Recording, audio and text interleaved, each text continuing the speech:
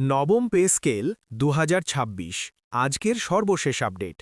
দশম pay scale আসছে। সরকারি চাকুরিজীবীদের জন্য বড় সুখবর। আসসালামু আলাইকুম ওরহমতুল্লাহি ওবারাকাতুহু। সম্মানিত দর্শকবৃন্দ, আশা করি সবাই ভালো আছেন। আপনাদের সবাইকে স্বাগতম জানাচ্ছি আমাদের চ্যানেলের আজকের বিশেষ দীর্ঘ সংবাদ বিশ্লেষণ ভিডিওতে। দর্শক বন্ধুদের উদ্দেশ্যে প্রথমেই একটা জরুরি অনুরোধ।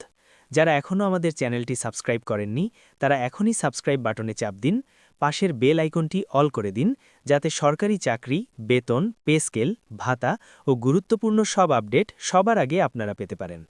আজকের ভিডিওটি হতে যাচ্ছে ১ ঘন্টারও বেশি সময়ের, কারণ আজ আমরা আলোচনা করব ১. নবম পে স্কেল আজকের সর্বশেষ আপডেট। ২. দশম পে স্কেল কবে আসতে পারে। ৩. বেতন কত টাকা পর্যন্ত বাড়তে পারে। ৪. কোন গ্রেডের কত লাভ হবে। ৫. সরকার কি ভাবছে। ৬. চাকরিজীবীদের দাবি। ৭. অর্থনীতির বাস্তব চিত্র। ৮. আপনাদের ভবিষ্যৎ কি হতে যাচ্ছে, তাই ভিডিওটি শেষ পর্যন্ত দেখার অনুরোধ রইল। ১. অনেকেই জানেন না নবম পে স্কেলের পূর্ণ ইতিহাস। বাংলাদেশে এখন পর্যন্ত চালু হয়েছে ১. প্রথম পে স্কেল, ২. দ্বিতীয় পে স্কেল, ৩.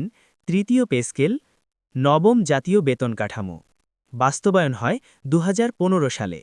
তৎকালীন সরকার বলেছিল এটি হবে একটি জনবান্ধব ও কর্মচারী বান্ধব পে স্কেল। নবম পে স্কেলের মূল কাঠামো: মোট গ্রেড ২০টি, সর্বনিম্ন বেতন ৮,২৫০ টাকা, সর্বোচ্চ বেতন ৭৮,০০০ টাকা। কিন্তু প্রশ্ন হল, ২০১৫ সালের ৮,২৫০ টাকা আর ২০২৬ সালের ৮,২৫০ টাকা কি এক? উত্তর: একদমই না।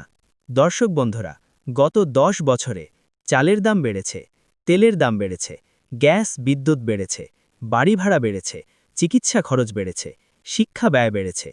আজ একজন সরকারি কর্মচারী মাস শেষে দাঁড়িয়ে প্রশ্ন করছে, এই বেতনে সংসার চালাবো কিভাবে?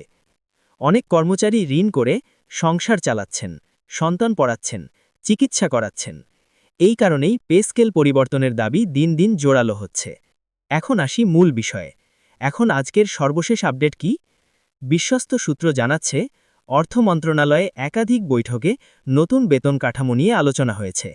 জনপ্রশাসন মন্ত্রণালয়ের এক ঊর্ধ্বতন কর্মকর্তা বলেছেন, সরকার বিষয়টিকে উড়িয়ে দিচ্ছে না।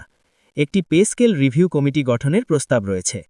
বাজেট ২০২৬-২৭ সালের আগেই একটি রূপরেখা প্রকাশ হতে পারে। তবে সরকার এখনও আনুষ্ঠানিক ঘোষণা দেয়নি। যদি নতুন পে স্কেল আসে, তাহলে সম্ভাব্য চিত্র: নিম্ন গ্রেড বর্তমান ৮,২৫০, সম্ভাব্য ১৫,০০০ থেকে ২০,০০০। মধ্যম গ্রেড বর্তমান ২২,০০০ থেকে ৩৫,০০০, সম্ভাব্য ৪০,০০০ থেকে ৬০,০০০। উচ্চ গ্রেড বর্তমান ৭৮,০০০, সম্ভাব্য ১,০০,০০০ থেকে ১,২০,০০০ প্লাস। সম্ভাব্য ভাতা বৃদ্ধি: বাড়ি ভাড়া ভাতা, মেডিকেল ভাতা, ট্রান্সপোর্ট ভাতা, বিশেষ ঝুঁকি ভাতা, উৎসব ভাতা। চাকরিজীবীরা বলছেন: ১. দ্রব্যমূল্যের সাথে সামঞ্জস্যপূর্ণ বেতন। ২. গ্রেড বৈষম্য দূর। ৩. পেনশন সংস্কার। ৪. দ্রুত বাস্তবায়ন। অনেকেই হুঁশিয়ারি দিয়েছেন, যথাযথ সিদ্ধান্ত না এলে আন্দোলন হবে।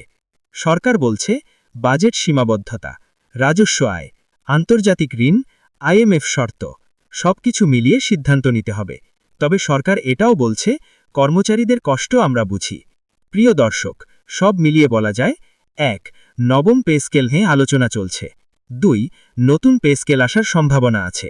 ৩. তবে সময় লাগবে। ৪. ধৈর্য রাখতে হবে। ৫. আপনার মতামত কমেন্টে জানান। ১.